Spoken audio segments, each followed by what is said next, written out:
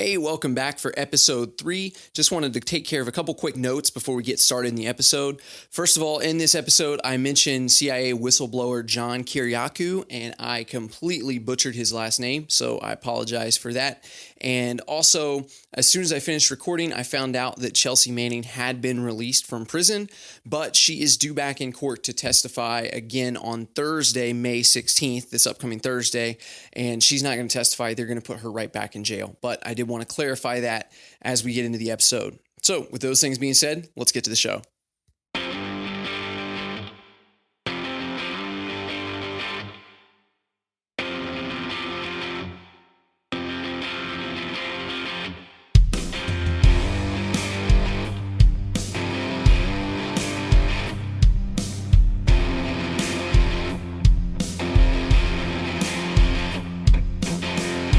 Welcome back to the Make America Garrett Again podcast, your cure for the mainstream media. This show is your safe space to talk about persuasion, politics, and the effect they have on your life and liberty. Welcome back. I can't believe we've made it to episode 3. The show is growing like crazy. We have listeners from coast to coast all across the U.S. and actually in like 3 or 4 other different countries. So wherever you are listening from, I am so glad to have you back. If it is your first time here, I'm glad to have you. This is not your typical political podcast. What we try to do here is we try to look at the issues and we try to take a little bit more of a fair look of what's really going on and maybe the story behind the story. But one of the things that we also try to do is take an opportunity a few times every show to point out what the media is doing, what these politicians are doing, the way that they are trying to market to you and trying to manipulate you and trying to guide you into thinking and doing and acting the way that they want you to act. And as we learn to spot those things, hopefully it can help us to be a little bit more discerning and more capable of just looking at the facts and forming our own opinions. I don't expect you to agree with me on everything, and that's completely okay. I can live with that. But the most important thing to me is that we learn how to have these conversations and that we learn how to look at these issues objectively and to really try to figure out what it means according to our principles. And on this show, we have 3 guiding principles. Everything we do is always going to fall back on those principles. The 3 principles are peace, property rights, and free markets. Whatever we do, you want to know where I stand on it, you can look back at those principles and say, is it peaceful? Is it respecting someone's property? And is it allowing them to spend money the way they want and not manipulating their money or their currency in any way? So last episode, we talked about the civil war in Yemen and the United States' involvement in that war.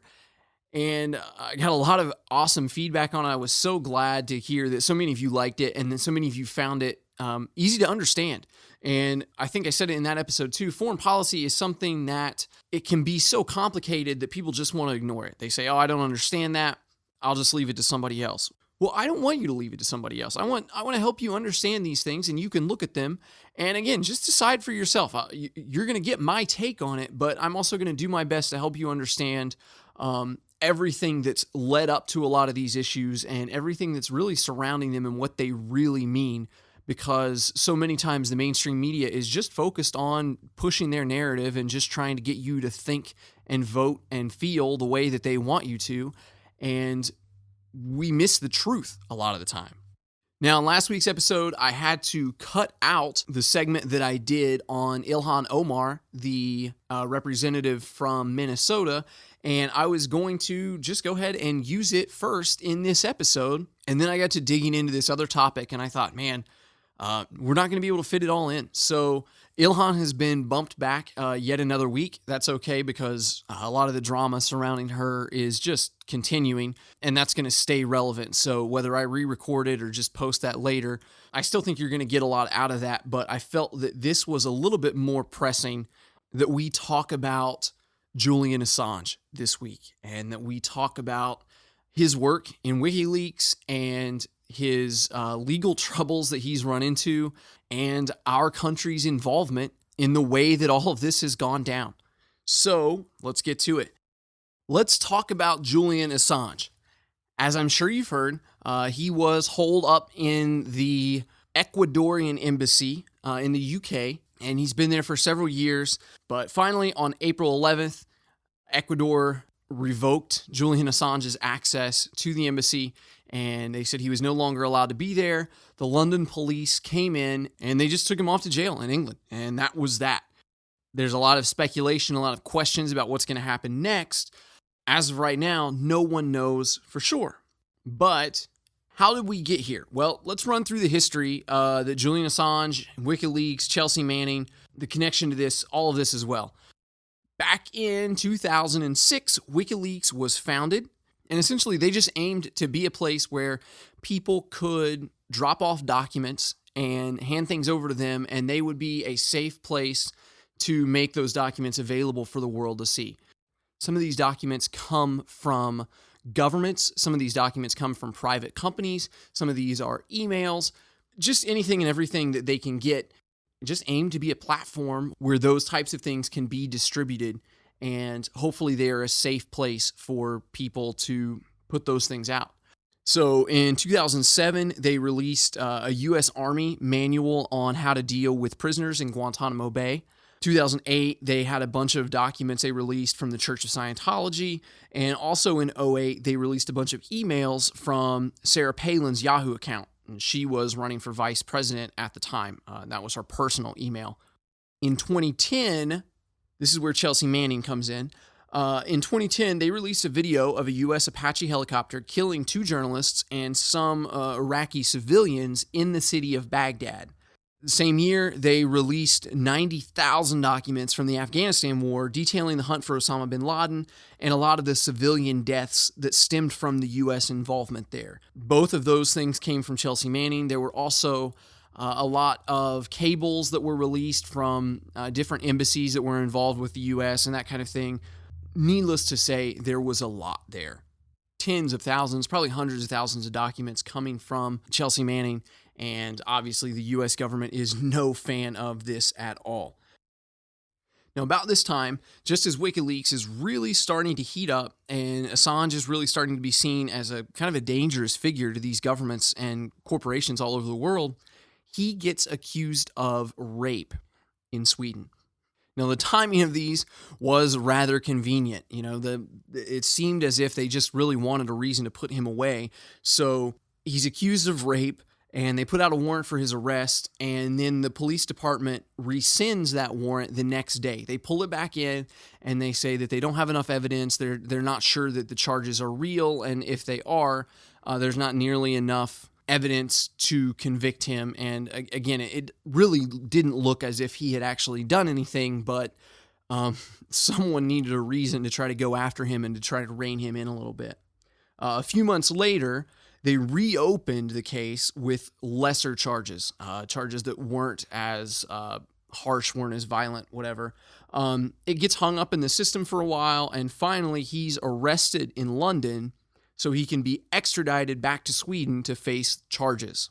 While he's in London, he gets out on bail, and the courts allow him to file an appeal.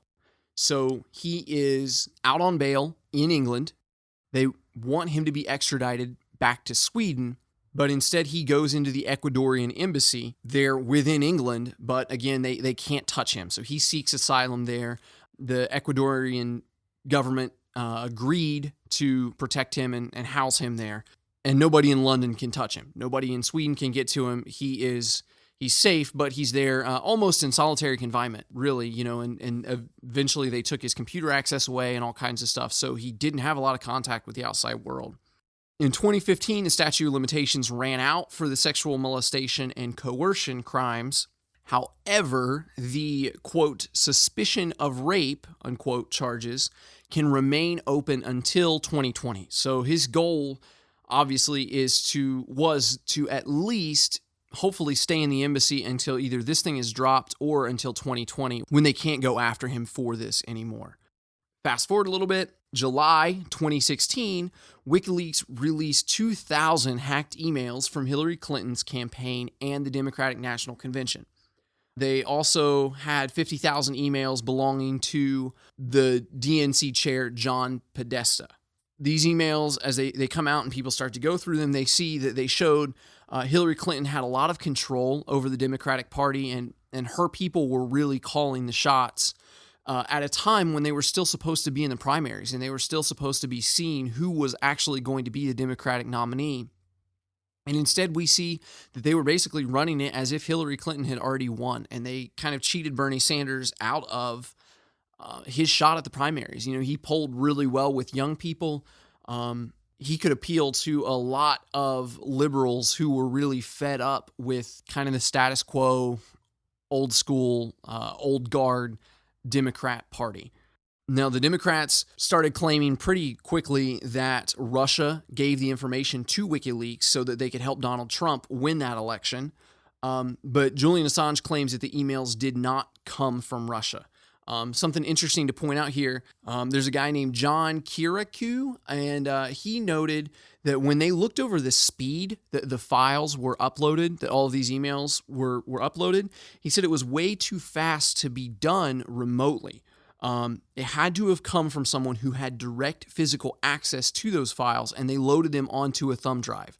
So had they accessed them from Russia, they wouldn't have been able to download them so fast. It would have taken time as they move through different servers and they move through VPNs and all of this stuff. It's going to cause that stuff to get slowed down. And what it would appear to be is that someone was there in the building who was able to actually just stick a thumb drive in there. And it may have been somebody who was upset about the way that Bernie had been cheated there.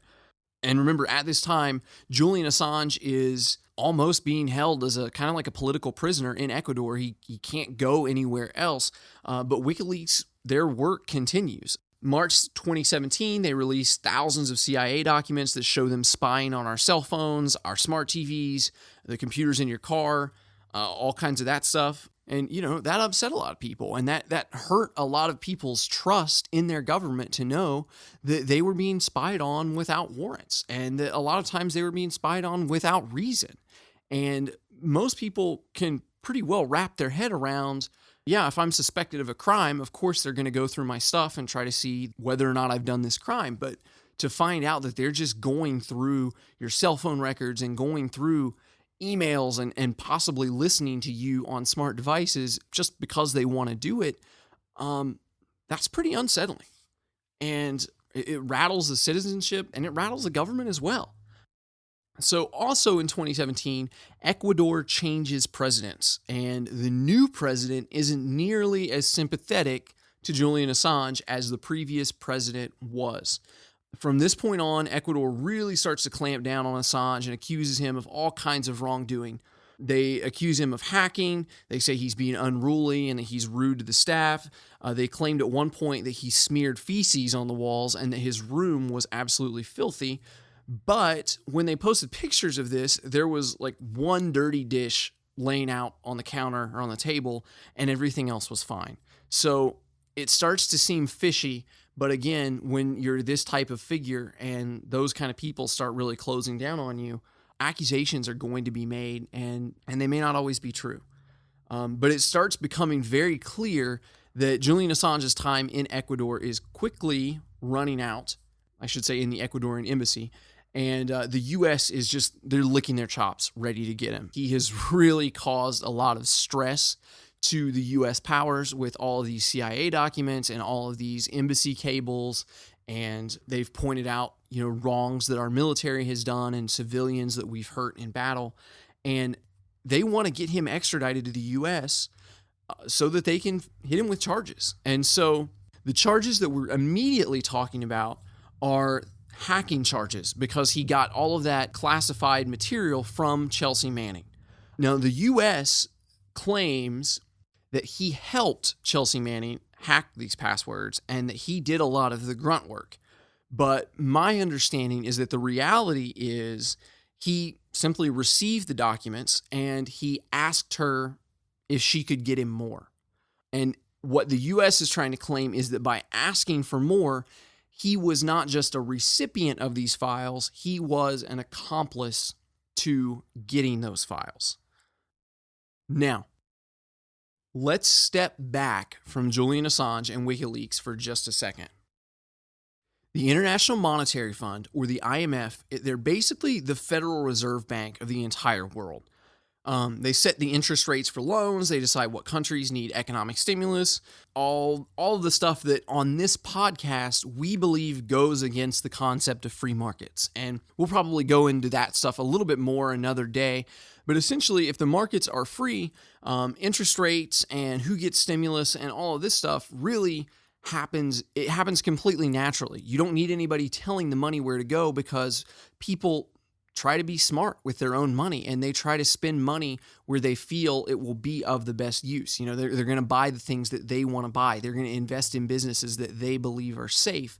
And when you take an outside entity like this and you start pointing what direction to go and where money needs to be spent and controlling interest rates, then what that does is it causes bigger booms and bigger busts that in the long run are a lot more harmful to all of us, because it's great when it works, but it causes the failures and the recessions to be so much worse that, it really hurts a lot of people too. So the IMF, the United States, is the biggest shareholder in this by a long shot. The U.S. has 17% of the voting power, and the next closest countries are China, Japan, and Germany. They're all down around 6% each. So in the IMF, the U.S. has 3 times as much power as anybody else, and just coincidence, I'm sure, the IMF happens to be based out of Washington, D.C. So Ecuador is in some money trouble. They're a little cash strapped. They've paid back 1 bond in the past 2 centuries. Obviously not the kind of people that we would typically want to lend to. Right now, oil prices are down, which has really put the hurt on them even more than usual. They obviously could use some help, but nobody in their right mind is going to loan money to a country that is this broke, right? Well, around February, March of this year, 2019, the IMF, which again is led by the U.S., they secured a loan for Ecuador for $4.2 billion.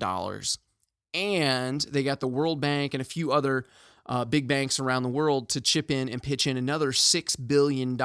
So Ecuador will be receiving $10 billion of stimulus thanks to the generous bankers in Washington, D.C. In a move that is completely unrelated to this, I'm sure, rumblings start to surface that Ecuador, who has a shiny new $10 billion bill in their back pocket, they're finally fed up with Julian Assange, and they're ready to kick him out of the embassy. Now, around the same time, in March, Chelsea Manning was brought back to court to testify against Wikileaks, and she refused. Because she refused to testify, they held her in contempt of court, which means she's thrown in jail, and she can be there for up to 18 months, and then at the end of that 18 months, they can renew it or extend it, and it can go another 18 months after that. So potentially she's looking at 3 years in jail just because she doesn't want to testify against WikiLeaks for the work that she did with them. And they're holding her in solitary confinement for a lot of that, which is, it's just not, it's really a form of torture. It's not good for people, and it really breaks them down mentally. At the same time, it seems like that's what they want, hoping that they can get her to talk. And then finally, April 11th, all of this comes to fruition, and Julian Assange is kicked out of the Ecuadorian embassy as London police drag him out and take him to jail, where he has since been sentenced to 50 weeks for evading bail. He may only have to serve half of that before he's eligible for parole, but the judge made it very clear that the circumstances and restrictions for his release have yet to be determined. So she knew that this case is much bigger than just her and much bigger than just evading bail. And she was not about to make any kind of commitments as to what's going to happen when he gets out of there. So we're looking at 25 weeks, maybe up to 50, and then everybody's going to be fighting to get a hold of Julian Assange again. So what does all of this mean? Most importantly, Julian Assange and his work through WikiLeaks represent a massive threat to plenty of governments and people in all kinds of positions of power. Now, Washington Post has a pretty cool slogan, and it's "Democracy dies in darkness." And their slogan implies, correctly, that the citizens need to know what their government is doing so that they can keep that government in check. I've said this about Congress. I've said this about the way that you vote. And I'm saying this about the press and the government as well. Gridlock is a good thing. Opposition is a good thing.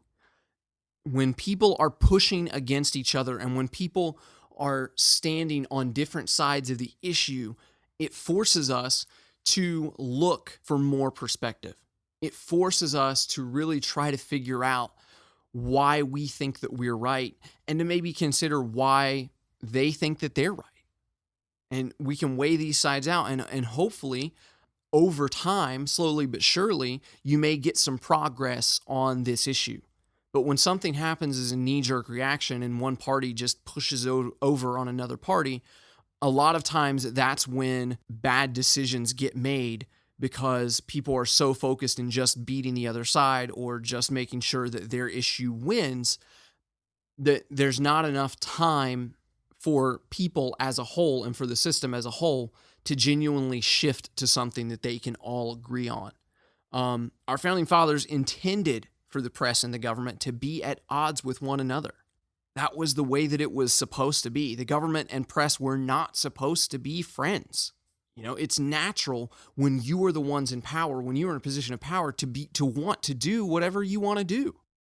And the point of the press is to make sure that the people are informed about what the government is doing and so that they can use their votes and their power as citizens to put a stop to it if it's something that they did not want you, their public servants, doing. But over the years, the government and the mainstream media, they've gotten really cozy together and they've worked as a team instead. There's a book called Stonewalled by Cheryl Atkinson, and that goes into a lot of detail about this if you're interested. I'll try to remember to link that to Amazon in the show notes if you want to look up that book and check that out. But it talks about the cooperation between certain news agencies and the White House and how in all kinds of different administrations, they start to give each other special privileges and they start to work together. But there's got to be a little bit of quid pro quo, right? There's got to be a little bit of, well, we'll give you an exclusive interview if you're quiet about this certain issue. Those kind of things happen. At its core, though, journalism is made up of reporters who gather information from various sources, and they put this information together to try to get the truth out to the public. Now, we talk a lot on this podcast about how the mainstream media has become very narrative-driven and often dishonest, but that doesn't change the definition of what journalism is and what it should be. Just because CNN sucks and just because Fox News sucks doesn't mean that there's no good journalism out there, right? It doesn't mean that we can't get the truth about things. It just means that we need to dig a little bit harder. And of course, they don't want you to do that. So one of the things that journalists rely on are leaks. Those are a big part of journalism. And kind of like I mentioned a second ago, the Obama White House would often leak stories in the New York Times on purpose so that they could get certain information out there and they could influence the narrative and give themselves a little bit more momentum when they needed it. And that's not uncommon for any administration. I know I say that every podcast, but so many of these people are the same. Whether they're Republican or Democrat, they use a lot of the same tactics and they do things the same way. But when we're talking about Wikileaks, you might hear a lot of these pundits bring up the question, is Julian Assange really a journalist? Is he really afforded the same rights as other news outlets under freedom of the press? KrisAnne Hall, she is an excellent resource when it comes to the U.S. Constitution. You can go to her website. You can listen to her podcast if you want to. She knows more about the Constitution than anybody I know of, and she is a resource that I always look to if I have any kind of questions about whether or not something is constitutional. She spends a lot of time looking into what our founders intended and the history behind the Constitution and why it was written the way it was. Now, she points out that the First Amendment never says that freedom of press is only for journalists. It's not just for the mainstream media. Freedom of speech, freedom of press applies to any person who wants to put any information out there. It doesn't matter if your words are controversial. It doesn't even matter if they're wrong. As long as they're not threatening or libelous, they are protected speech, and you are not to be put in jail for those words. So again, it doesn't matter whether or not you think that Julian Assange is a journalist. What matters is that WikiLeaks is releasing material that has been given to them, and they have not been proven wrong in anything they've released yet. They have not given up a single one of their sources either, which obviously drives a lot of these people crazy. But nobody has proven any of the documents to be false. Now, anytime you press these people about it, saw it happen a lot to Hillary and her people during the 2016 election after those emails leaked, they'll tell you that the documents are illegitimate or that they are illegal or that they came from the Russians, but the truth has gone unchallenged. All they want to do is tell you not to read them or not to waste your time with them, but they know good and well that they can't tell you that they're lies. And that right there, that is the real reason that WikiLeaks is such a threat. That is why Julian Assange has to pay for his crimes of truth. Now, Chrisanne Hall, she offered a theory in one of her shows that I really liked. And she's not necessarily claiming that this is true. She's just speculating. She said a lot of the crimes detailed in these leaks were committed under the Obama administration. It was, Obama's Department of Defense, Obama's military, Obama's Department of Justice, his CIA, whatever. Now, it doesn't necessarily mean that Barack Obama was in on every single one of these scandals and every one of these documents, but it happened on his watch, and so that doesn't look good on him. If the Obama administration were to charge Julian Assange with his crimes and try him in a court of law, it is very likely that more evidence from WikiLeaks would have been brought to light, and there may be more stains added to Obama's Justice Department, military, intelligence agencies, all of that. More of that could have been brought onto his reputation. On top of that, nobody has any idea what kind of dirt WikiLeaks could release if anything were to happen to Julian Assange. They seem to have dirt on everybody, so everybody in power, whether you're Republican, Democrat, whatever, this is a concern that's going to remain in the back of their minds. And so they've got to tread carefully here because you don't want more dirt on you being released if you can help it. So maybe, Chrisanne Hall speculates, maybe Obama and his people just decide to kind of let it go. Let's leave Assange kind of locked up in an embassy somewhere. We'll just finish our term and hope that everything else stays quiet and we can get out of this without any more drama. Basically, we'll put Assange out of sight, out of mind. On top of that, a lot of this centered around Chelsea Manning, and while all of this stuff is going on, she's transitioning from a man to a woman. And with Obama being very progressive and the LGBT stuff was something that he really campaigned on hard and really leaned on as part of his presidency, I think maybe he was a little bit afraid that if he went after a transgender woman too hard, his base would be upset. So they decided it's best just to let it go. But now, Chrisanne Hall's theory continues, Barack Obama's gone, and he's probably pretty safe from all of this. Again, out of sight, out of mind. His presidency's over. But Donald Trump is dealing with this Russian scandal. And even though there's not much evidence there, the media is not letting it go away. So perhaps the best thing that can happen to Trump is that we let a lot of this information get out there. Maybe if we bring Assange to trial, we can prove in court that the Russians had nothing to do with the WikiLeaks, with Donald Trump's campaign. So Trump's name could be further cleared from Russian interference, and he gets to put Assange away and show everybody how tough he is on anybody who puts the U.S. in a bad light. Again, this whole thing is that's just a theory, and I didn't come up with it. It's Chrisanne Hall's, but I do think, it checks out, and it's definitely something worth considering. So, at the time we're recording now, Julian Assange is serving his 50-week sentence in the UK, and upon his release, Switzerland wants him extradited to Switzerland on those suspicion of rape charges, and the U.S. is trying to get him extradited to the U.S. to face those charges for allegedly helping Chelsea Manning. At this time, The U.S. is only talking about those particular charges. The death penalty has come up in conversation a little bit, but the UK has a really strict policy where they will not extradite anyone if they're looking at the death penalty in the other country. So the US is going to be sure to focus on a relatively minor charge of hacking or whatever that comes with a 5-year jail sentence.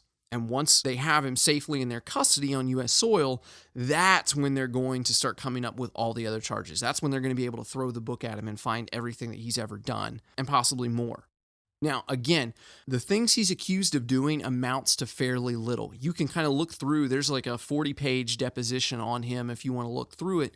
And they talk about a lot of the distributing of the information and that he's received this information and all of that stuff. But those things on their own aren't illegal. Leaks happen every day. Journalism is centered around leaks. And you can see on the news constantly what people are saying from within Google or what people are saying who work for Facebook and complaining about how bad it is to work for Amazon or whatever. Those are leaks, and those things are completely acceptable. And again, that's what reporters are supposed to do. And the truth is, if they had released leaks from Microsoft or Nike or Google or Amazon, nobody would bat an eye. In fact, he would have been praised for keeping those corporate cronies in check. But unfortunately for him, he crossed the most powerful people in the world. And believe it or not, it doesn't even matter if he's done anything wrong. Joseph Stalin's right-hand man, I think his last name was Beria, he was famous for saying, "Show me the man and I'll show you the crime." When you're dealing with these kind of organizations, that couldn't be more true. If they want to put you away for something, they will find a reason to put you away. They'll interrogate you for hours and hours, days upon days, weeks upon weeks. And the very first time that you misspeak or you remember something that you didn't tell them last time, bam, they've got you. You've lied, and now you're going to jail. They tried to get Martha Stewart for insider trading, but the evidence wasn't there. But since they had already made up their minds that they were going to get her, they got her for obstruction and lying. They'll ask you the same question 100 times, and you slip up and you answer it a little bit differently one time. That's it. You're done. You look at the same thing now. They wanted to get Donald Trump for Russian collusion. So they spent 2 years running this investigation that started at collusion with Russia. And when that didn't work, they moved on to obstruction of justice. And when they couldn't find anything there, it went into the personal lives of everybody who worked closely with Trump and with his campaign. If you look at all of those arrests that have come from the Mueller report and have come from this investigation into Russian collusion, not a single one of those arrests has anything to do with collusion. They'll get you for not registering right as a diplomat, whether you made a paperwork error. They'll get you for real estate issues. They'll get you for campaign finance issues where you may have accidentally paid off a stripper with the wrong money out of the wrong account or something like that. But none of that stuff is Russia. Russia is lost in all of this, but because Trump's a threat and because he's kind of a wild gun and you never have any idea what he's going to do next, they want to make sure that they can keep him in check and that they can keep him under control. And, if they need to get rid of him, that they've got a way to do it. That's also why Trump refused to testify under oath, and he had said at the very most that he would give them a written statement because he didn't want to open himself up to impeachment or possible jail time because he accidentally, gave him a wrong date or he forgets to list one person that was at a meeting of 20 people or whatever. So that was why he wanted to be super careful with that. And of course, everyone's going to say, well, if you didn't do anything wrong, you don't have anything to hide. Well, tell that to Martha Stewart. And this very same thing can happen with Julian Assange. Look, even if we say that those rape charges are true, I don't think they are. It sounds ridiculous to me, but let's entertain that idea for a minute. What do you do with every other person who commits rape? You throw them in jail for 8 years, 10 years, 20 years, whatever, and maybe they have to register as a sex offender for the rest of their life. I'm not trying to downplay the action. I'm not trying to downplay rape, but at least with that, there's some kind of path, a clear path for how justice is served there. The same goes if he really did hack some passwords. You give him a big fine, maybe you force him to do a bunch of community service, and then you probably bribe him to come and work for the CIA or FBI or NSA, right? But that's not what Assange has done. Assange has shaken the people's trust in their governments, and it has to be made clear that this will not be tolerated. But maybe they don't even have to throw the book at him. Maybe he doesn't have to spend decades in jail. Maybe, just maybe, they could do something even worse. We're going to look at an article called Pray and Weep by Karen Kwiatkowski. Let's pick it up around the 10th paragraph here. Furthermore, U.S. government employees from the Department of Defense, FBI, and CIA have been interviewing Assange in Belmarsh prison prior to any extradition decision. Interviewing here is really the wrong word. I'd like to say doctoring him because it would be more accurate, except that word implies some care for a positive outcome. Chemical Gina has her hands in this one, and we're being told, okay, when they say Chemical Gina, they're talking about Gina Haspel. She is the director of the CIA, and Trump chose her because she's a big fan of torturing prisoners, and she's participated in that torture herself. Okay, that's why they're calling her Chemical Gina here. She has her hands in this one, and we're being told that Assange is being treated, quote unquote, with 3-quinaclinidine benzylate, known as BZ. What BZ does from the New Yorker, and they link to another article here, and I'm going to read this. Exposed soldiers exhibited bizarre symptoms, rapid mumbling, or picking obsessively at bedclothes and other objects, real or imaginary. The drug's effect lasted for days. At its peak, volunteers were totally cut off in their own minds, jolting from one fragmented existence to the next. They saw visions. Baseball players competing on a tabletop diamond, animals or people or objects that materialized and then vanished. Soldiers on the drug BZ could remember only fragments of the experience afterward. As the drug wore off and the subjects had trouble discerning what was real, many experienced anxiety, aggression, and even terror. Dr. Ketchum, who was over all of this, built padded cells to prevent injuries, but at times the subjects couldn't be contained. One escaped, running from imaginary murderers. Another, on a drug similar to BZ, saw bugs, worms, one snake, a monkey, and numerous rats, and thought their skin was covered in blood. One subject broke a wooden chair and smashed a hole in the wall after tearing down a 4-by-7-foot panel of padding. Dr. Ketchum and 3 assistants piled on top of this soldier to subdue him. He was clearly terrified and convinced we were intending to kill him, the chart said. One night, Dr. Ketchum rushed into a padded room to reassure a young African-American volunteer wrestling with the ebbing effects of BZ. The soldier, agitated, found the air conditioner gravely threatening. After calming him down, Dr. Ketchum sat beside him. Attempting to see if he could hold a conversation, Dr. Ketchum asked, "Why do they have taxes, income taxes, things like that?" The soldier thought for a minute. "You see, that would be difficult for me to answer, because I don't like rice," he said. This is the treatment Julian Assange is getting from our government, and he's not even in our custody yet. One of the other patients that had been experimented on with his drug, BZ, the guy said he was sitting there thinking about how he'd really like to have a cigarette right now. And so he looked in his hand, and a cigarette magically appeared in his hand. And he sat there and he smoked the cigarette, and he remembers smoking the cigarette. And when he was almost done with it, it just disappeared. Another one of the guys they were experimenting on was telling them that the Dr. Ketchum asked him if he felt safe where he was. And the guy said, "No, anywhere else I can run free and I feel like I can defend myself. But here, there's nothing to keep somebody just from shoving me right down those stairs to my death." And when he's pointing at those stairs, he's pointing at a flat floor where there are no stairs. Now, this is the treatment that Julian Assange is getting from our government. And he's not even in their custody yet. And you know what? If they can force feed him drugs and cause him to lose his mind, maybe that's a fate even better than prison. They can write off everything he's ever said or done. They can literally attack his credibility from the inside out. I mean, the guy's obviously gone mad. Are you going to believe him?